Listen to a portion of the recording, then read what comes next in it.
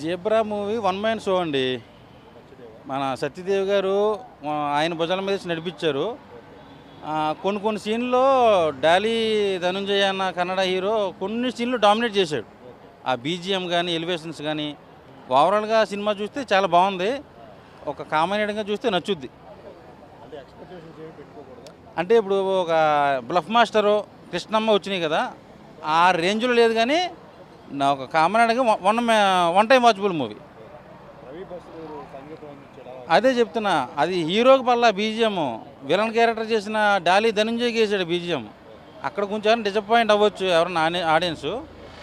ఓవరాల్గా చూస్తే మన కమెడియన్ సత్య కానీ సత్యరాజ్ గారు కానీ హీరోయిన్గా చేసింది భవాని, ఆవిడ కూడా ఓకే. అంటే మరీ ఓవర్ గ్లామర్ లేదు కానీ హోమ్లీగా బాగా చూపించారు.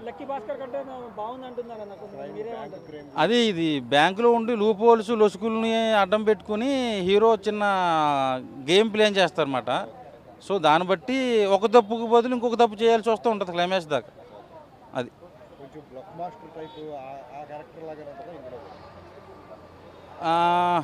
బ్లఫ్ మాస్టర్ టైప్ క్యారెక్టరే కానీ తక్కువ కొంచెం దానికంటే.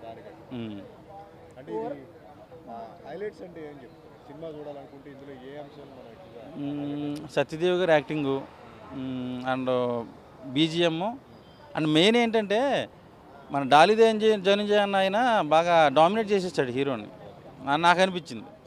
ఓవరాల్గా వన్ టైం వాచబుల్ మన ఈ సినిమా.